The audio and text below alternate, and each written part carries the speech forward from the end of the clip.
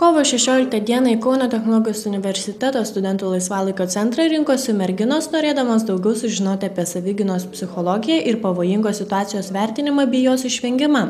Seminaro metu daugiametę patirtį turintis rytų kovos meistras Jordanas Poškaitis pasakoja apie tai, kaip savo elgesiu ir žodžiais galima išvengti pavojingos situacijos. Šitos seminarus jau aš 2003 metais pradėjau, bet pradėjau juos organizuoti.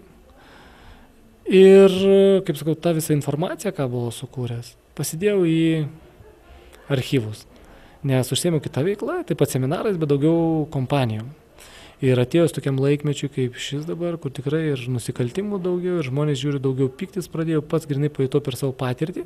Supratau, kad tą visą medžiagą galima iš archyvų paimti, ją dar papildžiau netradiciniais psichologiniais metodais ir pamačiau, kad tikrai veikia.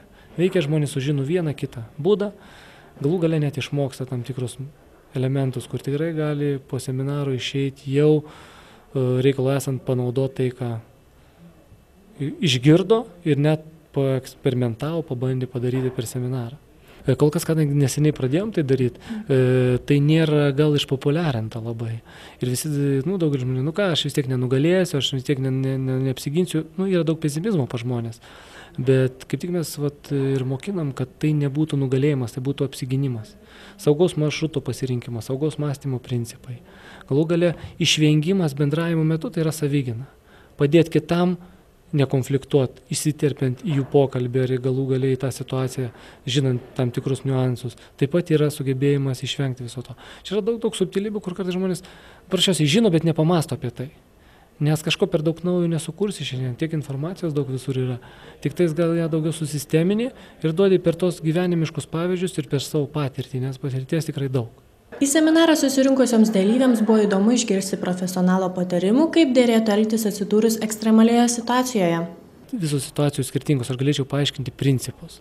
Nes tai priklauso nuo vietovės, nuo merginos, nuo, vadinkim, užpuoliko arba to žmogaus, kuris bando įžiebti konfliktą. Labai daugelių kriterijų, todėl vieno vaisto nuo visų ligų nėra. Tai yra kaip principai pagrindiniai tokie. Sugebėjimas nepasimesti, nugalėti baimę, neparodyti, kad įsigandai, bet neparodyti, kad tu esi ir aukščiau už kitą, mokėti tylėjimu. Ir lengva kūno kalba tam tikra parodyti, kad tu sutinki lygtai su tuo, vadinkime, žmogum, kuris bando įžiebti konfliktą.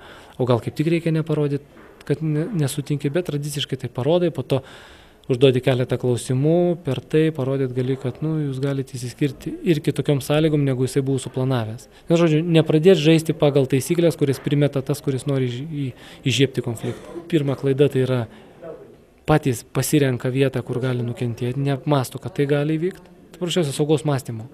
Nepagalvoja, netikėjau, nežinojau, galvojau, kad to nebus. Prašiausia, neižvelgia tai. Antras toksai būtų, tai kada įvyksta kontaktas, pirmiausia, aišku, dialogas, tai neišklauso iki galo, pirmutiniai pakelia toną ir bando atsikalbinėti, įrodyti savo tiesas, kurios, jos yra net nereikalingos įrodyti, bet nori būti teisus prieš tą, kuris, imkime, užsikabina, kur galima to neįrodinėti, o sutikti ir įsiskirti, kaip sakant, gražiu negražiuoju, bet ta tiesa liks pas jį, o tu išeisi, sakant, sausas. Ir toliau, kada jau lygtai konfliktas yra apšnekėtas, jeigu pajunta, kad lygtais ir įsprendė, toliau dar kartais ir pats užmeta keletą frazių, kurios toliau sukelia tą konfliktą, nors jis jau būna jau slopintas. Pasirodė įdomu ir šiaip tokių dalykų niekada, kažkokių patarimų, kaip elgtis ekstremaliose situacijose, kaip ir negirdėjau, tai nusprendžiau paklausyti.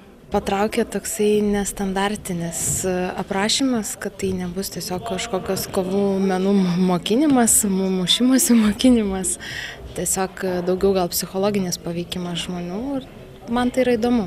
Man yra tekę, kad ėjau viena, tamsiu paros metu, privažiavo jaunuoliai ir bandė kažkaip išprovokuoti, kad gal aš kažką pasakyčiau, bet tiesiog stengiausi tylėti, nuleidus galvą eiti ir ačiū Dievui, viskas gerai baigėsi. Seminaro pabaigoje Jordanas Poškaitis pademonstravo keletą savigynos veiksmų, kurie pritaikomi būtent merginoms ir kurie nereikalauja jokių išskirtinių įgūdžių.